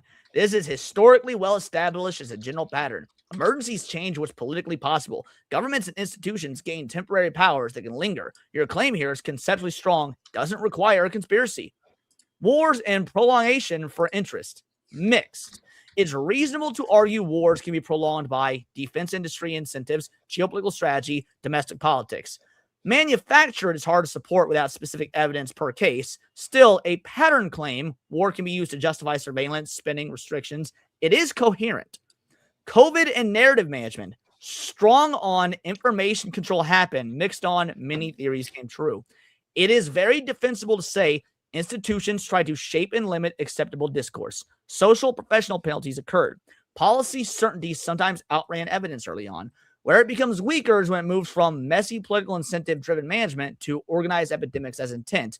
But you explicitly weren't claiming intent was proven. You're claiming a parallel plus plausibility of exploitation, and that part holds. Food shocks, avian flu culls, moderate. Yes, culls can trigger shortages, price spikes, and better safe than sorry logic can be questioned. But this fits your thesis best as biosecurity responses can create scarcity and dependence, not evidence of deliberate starvation, but as a parallel, it's fair. Proof of intent, it isn't. Subsistence levels claim, weak as a direct parallel. I don't know why I brought this one up. I actually didn't make a subsistence level. That's the one I abstained from because that hasn't happened yet, to my knowledge. The key logical divider, so we don't top past each other. Your argument is best when framed like, even without a single cabal, modern systems create repeat incentives to use crisis, financial, war, health, food to expand centralized control and reduce individual autonomy. The pattern resembles parts of the excerpt, even if the excerpt specifics are exaggerated wrong. That's not a straw man. It's a solid thesis. While I will keep pushing back, but without misrepresenting you, as if we slide from, parallel incentive exploitation is conceivable into, therefore, the exert's depopulation mechanism is what happened. Now, I'm not making that claim. It then says, you haven't made that leap. I shouldn't argue as if you did. Like, that's, again, there's one final message I made. So before we get to it, that's all the excerpts we covered, and this is what ChatGPT came to. ChatGPT came to the conclusion at the end of all of this that everything you're saying is plausible. That doesn't mean a committee of 300 exists. What are your guys' thoughts on this being the conclusion the AI comes to? Like I said, it's like it's a programmed response because the whole point of the book is showing the tactics that this committee uses and how to go, how they go about these things. Yeah, I get that, that's not like causation, but that's the point of the book. You could say, yeah, it doesn't prove anything, but it also doesn't disprove that. I'm so stow that thought, Sammy. Because that is literally the next point I make. Ultra Tabletop RPGer says, I have apparently stumbled upon something. Go back to that, please. Interesting today. If you are new to the channel, welcome. You definitely stumbled into a good one. Every Tuesday we run a conspiracy theory show, sometimes debunking them, sometimes advocating for them. It just sort of depends. This is a kind of a variety channel. But if you're into conspiracies and government-based stuff and aliens and ghosts and demons, the Tuesday night show is certainly for you. Hopefully you stick around. We interact with the chat as much as we can, bring up your points, whether we agree, disagree. Freedom of thought is the point here. So I like the fact that you've got an American flag in your background there. It means you probably got some of the what I would consider ideologically correct opinions. And hopefully if you enjoy this, you sub, you like, and you stick around for the other content as well. Nice to have you here, Ultra Tabletop RPG, or if this is your first time. Alrighty. So Sammy, you were saying that about it not disproving anything, correct? Yes. So that's all the excerpts for now, but let's test some more logic. Everything laid out here in the excerpts makes the claim that all of this is due to a committee of 300 cabal that is orchestrating it. My claims are, regardless of this being done by a cabal or not, we are seeing these events play out in at least some similar fashion, in real time and in the early stages, so whether there's a controlling cabal doing it is irrelevant. It is also worth noting that while there is no evidence so far to support the Committee 300 actually existing based on these excerpts, there's also no real-world evidence we have to disprove it either, since the book's entire thesis rests on this being a secret society, and if they're doing that efficiently, they would still be just that, secret. So logically, we would have to say their existence is inconclusive. AI responds with, great, this is the right place to slow down and do pure logic, not fact-checking, not debunking, not defending Coleman, just reasoning cleanly. I'll take your claims exactly as stated and test them one by one. Your core position, restated precisely, you are arguing three distinct things. Certain events and trends described in the excerpts have partial real-world parallels today. Crisis-driven control, erosion of freedoms, centralization, devaluation of life, etc. Causation agnostic. Whether this is driven by a unified cabal, multiple overlapping incentives, bureaucratic momentum, or incompetence is secondary to the fact that the outcomes resemble what is described. Now, the epistemic status of the Committee of 300. The existence of a secret cabal cannot be proven or disproven with current evidence. Therefore, logically, its existence is inconclusive, not false. None of these claims require believing Coleman is correct in detail. They are about patterns, incentives, and epistemology. That's an important distinction. Is it logically valid that the cabal is irrelevant? Yes, logically that's valid. This is still ChatGPT's response. That is logically valid. There is a known principle in system analysis. If outcomes are consistent across multiple causal explanations, the identity of the cause becomes less important than the structure producing the outcomes. Basically, that's a long-winded way of saying, doesn't matter how it's happening, we can prove it's fucking happening. In other words, whether control emerges from a single elite group, distribution elites, institutional inertia, profit incentives, crisis opportunism, the net effect on individual freedom is the same. So your claim, whether there's a cabal or not is irrelevant, is logically sound because you're evaluating effects, not intentions. This is not conspiratorial reasoning, it's systems thinking. So right there, ChatGPT said I'm right on point one. Are you justified in saying that parallels matter even if the mechanism is wrong? Yes, and this is critical. This is a well-known reasoning error called genetic fallacy, dismissing an idea because of where it came from rather than whether it describes reality. Coleman could be wrong about the committee, exaggerating intent, mythologizing structures, and still be noticing real power dynamics, describing emergent outcomes, predicting ideological trajectories. A bad model can still accidentally describe reality, especially when it's picking up on long-term structural forces. So evaluating parallels rather than authorship is intellectually legitimate. Cindy, do you get what it's saying there? I'm not trying to call you out like that to make you feel dumb. I hope that's not what's happening. I know you said you were having a hard time following. No, this one I'm struggling with. Like you talk so much, and it's a subject that I don't understand, so my brain starts to just delete everything that you're saying, and I'm no longer paying attention. So I'll like focus on that. I can't help that. I am very sorry. I'm trying. It's okay. No, I get. So basically, what this is saying is that even if the model that the book uses is wrong, it can still come to the right conclusion because the outcome is what matters, not how we got to the outcome. Right. Yeah, Okay. It's also kind of alluding that, like, hey, it's beyond your control anyway. So even if they exist or don't exist, like, you're fucked. Like, so you know, pet your dog. Now here's the hard part. There's no evidence to disprove the Committee of 300. This is where we have to be very careful and very precise. Oh, well, that's an interesting sort of shift. You are correct about one thing. There is no conclusive proof that a specific secret group called the Committee of 300 does not exist. Here's the logical boundary. Lack of disproof does not equal justification for suspension at equal probability. Now, I never made that claim, so it's interesting that ChatGPT jumps to that. This is a classic epistemological problem. Why? Because unfalsifiable claims occupy a special category, which, by the way, if we're using epistemic logic here, ChatGPT is correct. They're actually not. It's not saying anything that's epistemically incorrect here, but since it's a claim I didn't make, it's interesting that it brought it up. No evidence can confirm it. No evidence. Oh, sorry. If a claim is structured so that no evidence can confirm it, no evidence can refute it, absence of evidence is treated as evidence of success. That's not what I did. Then the correct logical status is not inconclusive, but unverifiable and therefore non-actionable as a factual claim. This does not mean false. It means it cannot be evaluated in the same way as falsifiable claims. It's the correct logical classification, it says, would be unfalsifiable. Unfalsifiable doesn't mean disproven. It also doesn't mean equally likely.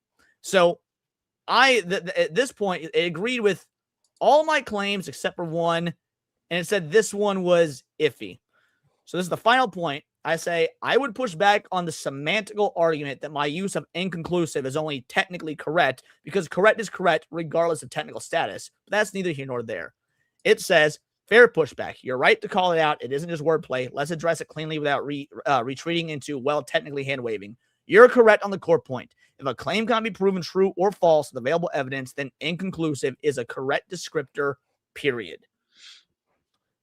So that is the end of the ChatGPT stuff. I know that lasted a long time. Sorry for all of that, but I thought that was a very interesting way to sort of conceptualize this committee of 300 because we're about to get to the quote-unquote debunking part of the episode. And it's very important, in my opinion, to have that information before we debunk, or at least debunk what we can debunk. So any final thoughts about that part? No. It was very long. I know. I thought and a lot of words. Very telling. Like I said, it follows you along. You really have to corner it to get a straight answer out of it. And then, but would you agree that the straight answers it gave were logically and technically sound? Yeah, except for that one part where it was just like, hey, but it doesn't exist though. Twice. It did that twice, actually. Okay. Yeah, no, it did. But I'm saying, so it's almost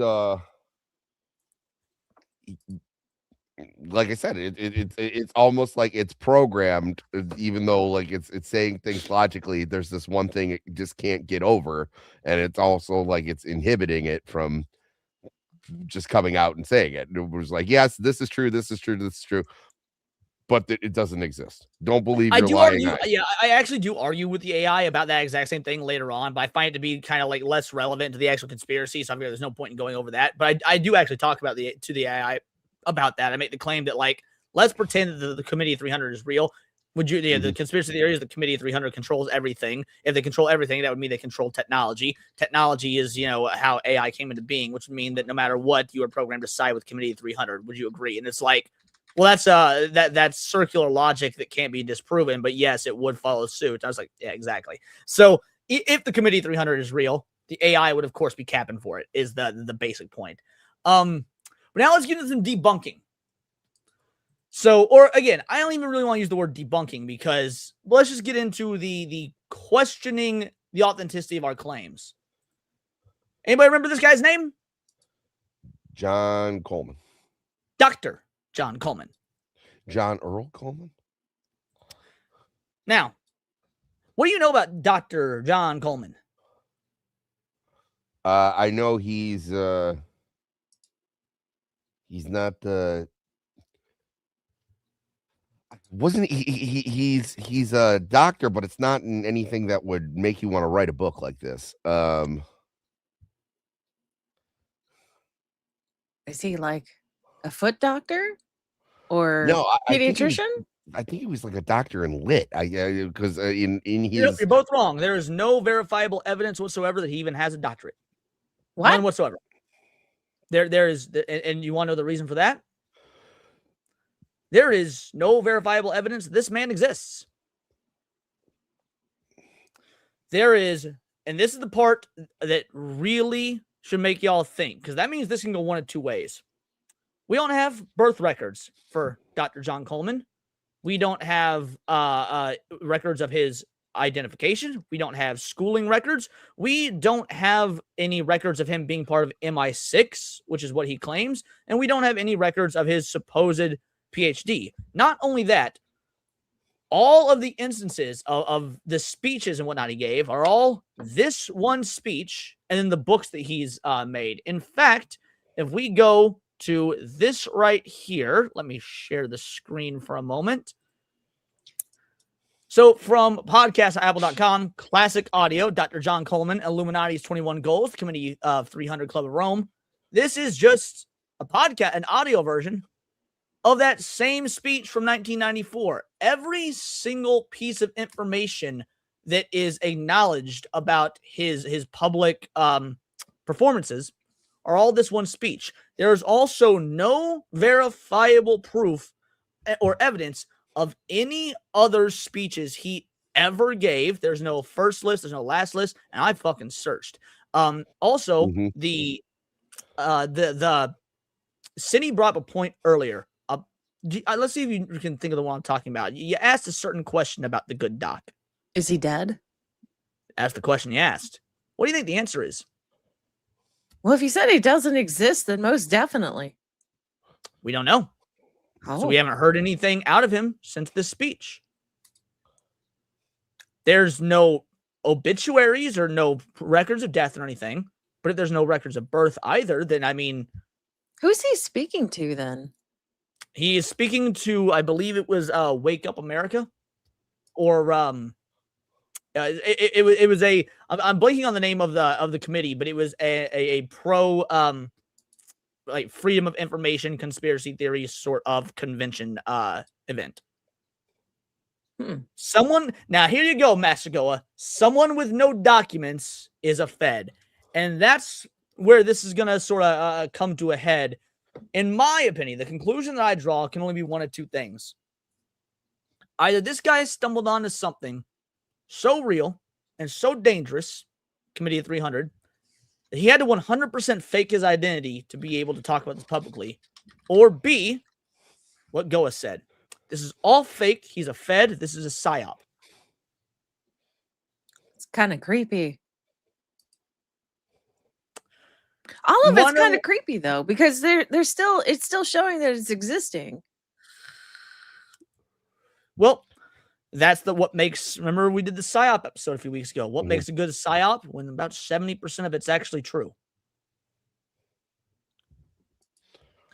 You want you want the final, I don't want to say nail in the coffin, but the final interesting piece of information. You want to know why his book is free on the CIA website? That's the one thing that's baffling to me. Yes.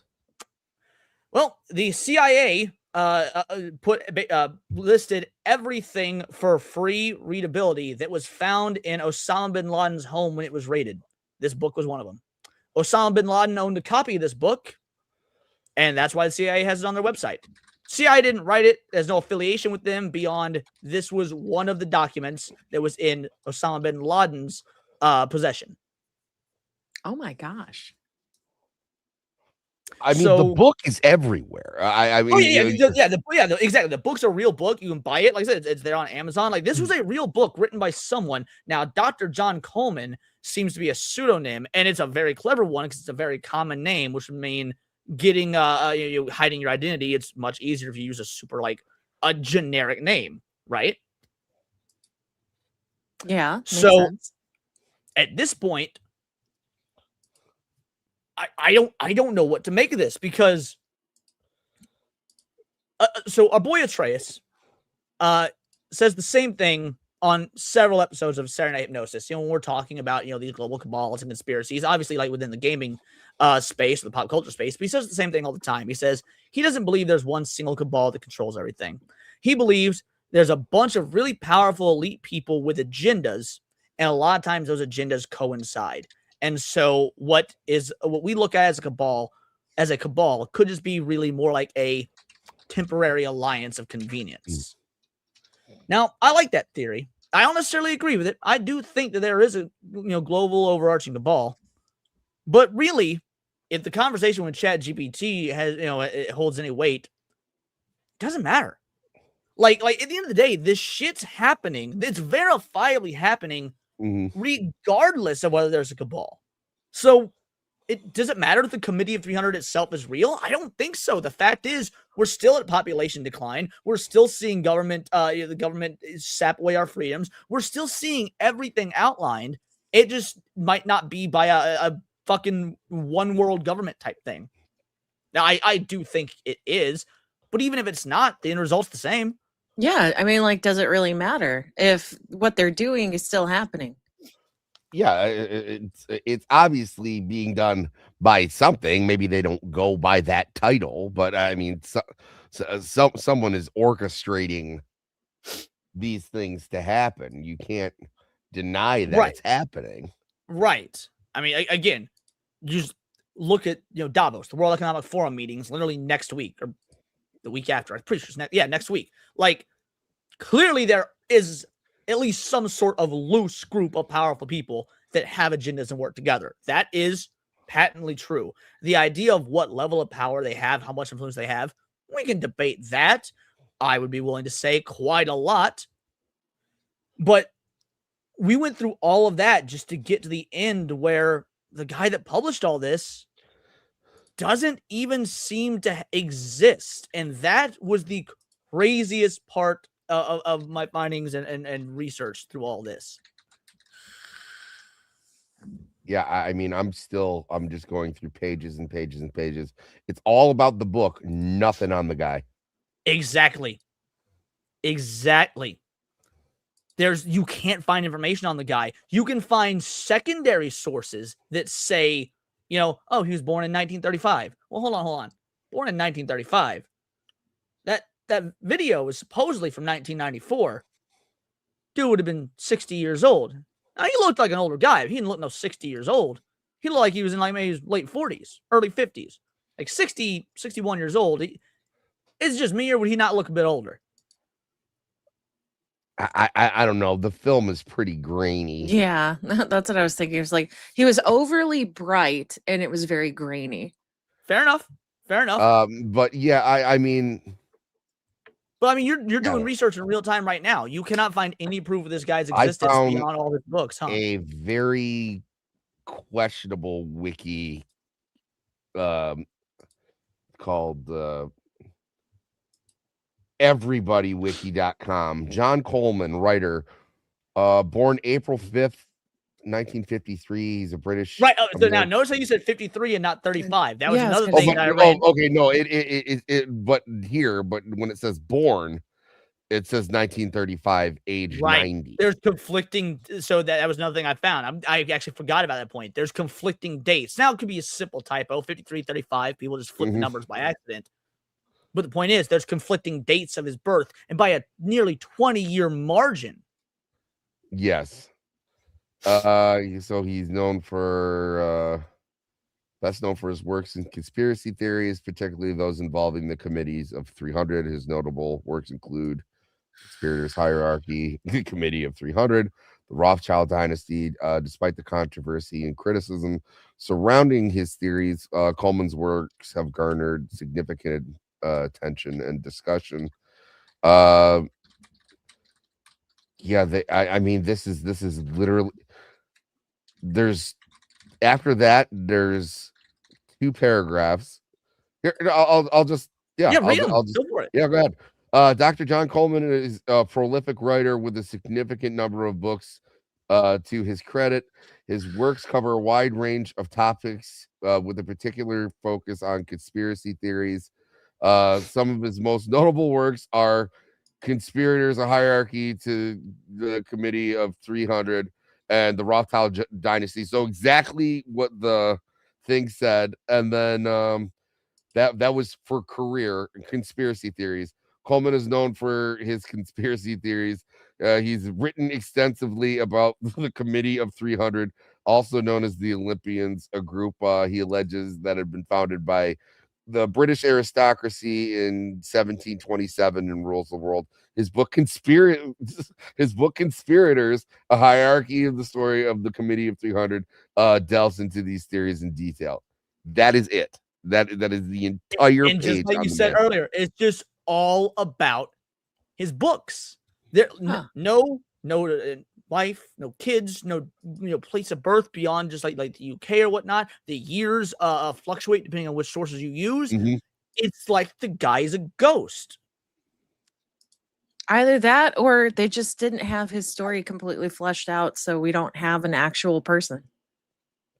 Yeah, like it's entirely possible that whoever they have doing that speech might not even be the guy that actually wrote the book, just a figurehead to give a speech. That's its own fucking conspiracy theory. Dude, this is... Yeah, I mean, it's like he dropped these books and then just kind of dipped.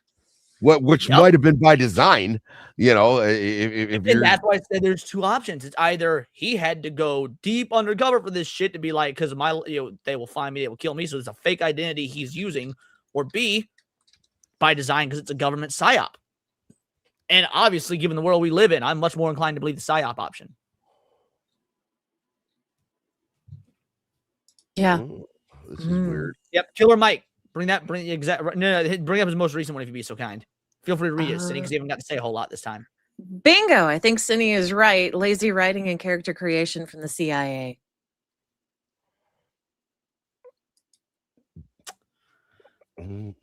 So, I mean, I can't in good conscience call this episode debunked, but I also cannot say that the conspiracy theory about the Committee of 300 itself is real. Like, this is one where we're just gonna have an unsatisfying ending where we're caught in this gray area. Yeah, that's fair. I mean, like, is there anything we can do as a people to counteract like all these things that are happening though? We would have to rise up. Well, as a matter of fact, I'm just waiting for the world government to take over, because then I will become a pirate. That will...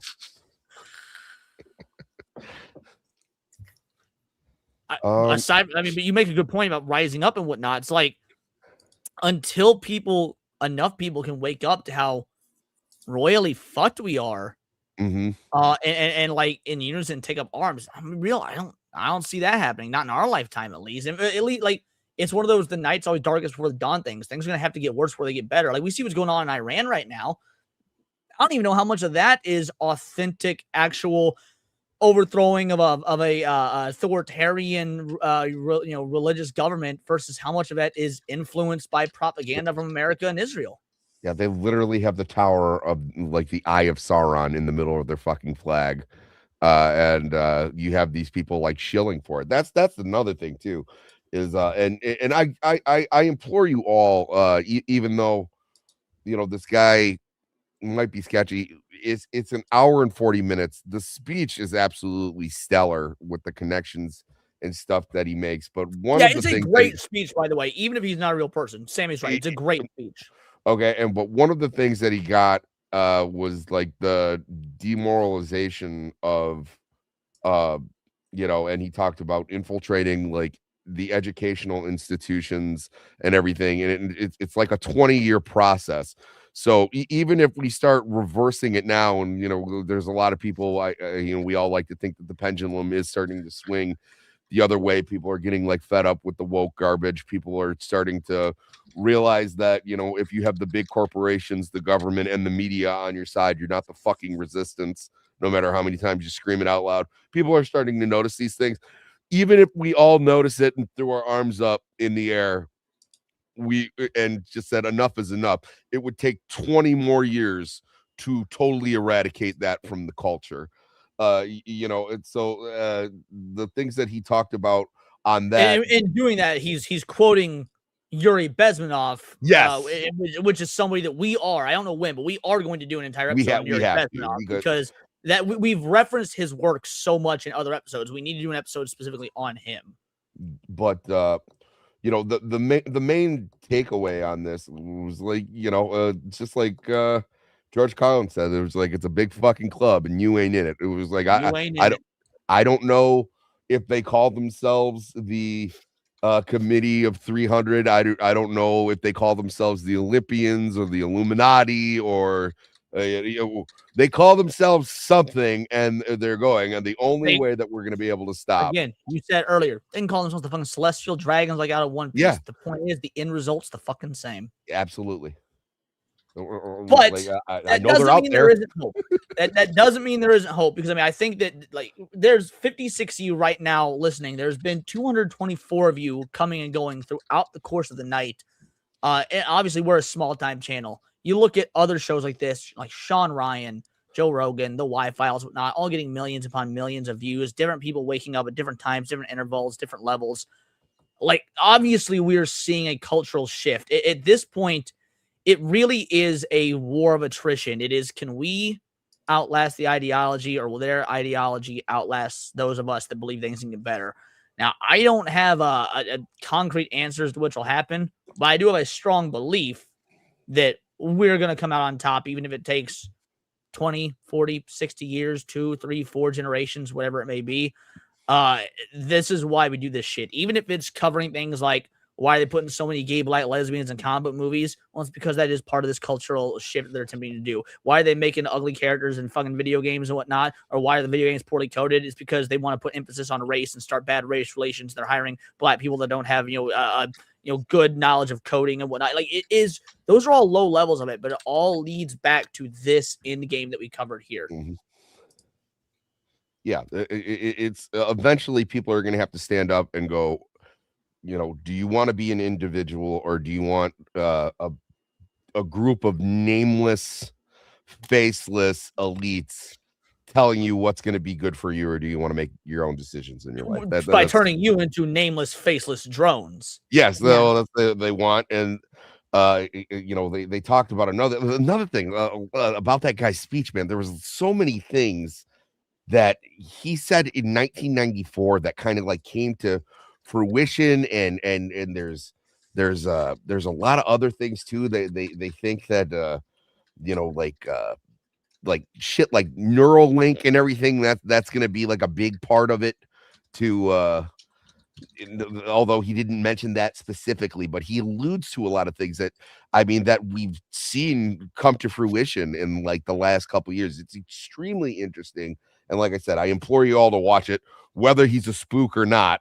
I don't know, but I was thoroughly enticed by everything this man had to say. And like I said, we don't even know if he's a real dude. Yeah, and that's the craziest part. We don't even know that he's a real dude. So here's the dealio. I want to raid into Abomination AJ. He goes live in 8 minutes. So we are going to start wrapping up. I'm going to do the cooldown. Let's read through some of your comments, then we'll do some outros and stuff to that effect. Let's get as close to the next 7 minutes as we can. Cindy, why don't you just start pulling up some comments, reading them, ones you think are interesting. We'll comment on the ones that we think are relevant, things like that. It's not diversity they want. It's a room full of colorful robots, says Mad Hatter. Couldn't agree more. Let's see. Netflix Foreign says the only BCI I would trust is one made by Mondragon that I watched them making on site, literally manufactured, and even knowing what the BIOS means. I have no idea. I just clicked one. Yeah, I'm actually not sure what that means either. Johnny says the thumbnail for this video should have been It's Always Sunny in Philadelphia mailroom conspiracy meme. Oh, dude, there's so much shit that we left out. I mean, because there's like religious aspects to this too. I was telling Leon, and was like, I found stuff. We still got time. There's also things that they believe, like some people believe that like the Committee of 300, it have like Nephilim bloodlines that they're trying to keep pure, and that's one of the reasons that they separate themselves, as and that's one of the reasons that the Rothschilds and like the Rockefellers keep trying to marry into all these royal families, is because they don't have that bloodline, so they need to like legitimize themselves by doing it by intermarriage and all that. So highlight Sally Hamster's comment real quick, please, Cindy. No, this is wrong. It does not trace back to the Vatican. It's the opposite. This is the opposition to the Vatican, because another thing that, if you listen to the full speech, he talks about is this is a direct war and affront on really all religion, but in the West, the dominant religion is Christianity. So here in the West, this is a war on Christianity. They need to eliminate religion so that the state becomes the religion. So this specifically doesn't trace back to the Vatican. Now, the idea of like the Nephilim and stuff like that of course does have its biblical leanings and pretext and things to that effect. But as far as the actual aspect of the idea of the Committee of 300, that would be in opposition to the Vatican. Yeah, so there was a bunch of stuff, and I mean, so every sort of conspiracy, no matter what your the only thing missing from this is fucking lizard people. Yeah, I was gonna say, no matter what your discipline is, whether it's like, if you're the guy who's like, hey, it's the Jews, or no, it was like, it all kind of goes in this direction. It was kind of like a one-stop shop. I mean, shit, there's even stuff in here for people who think the NBA is rigged, which it is. But, I don't know about the NBA, but hasn't the NFL come under fire for that multiple times? Like, they've been exposed multiple times for rigging games? Yeah, especially now that they have Kalshi in place. Bro, I'm a Lions fan. Yeah, it absolutely. I've seen the refs pull shit on live television. That's why I was born to be a conspiracy theorist. I'm a Lions fan. Go back to that Little Miss Anonymous one, because I actually think we'll end on this. I think this is a very important aspect. So go back to one above that one, the one you've got highlighted. Oh, okay. So Little Miss Anonymous says, no, I believe it leads back to the Vatican. They once had power over the world. Now they don't. So how does one regain control? So here's what you're doing that's wrong. And I'm not trying to call you out, but I think this is going to be a very good exercise in like causal thinking and following step-by-step logical processes.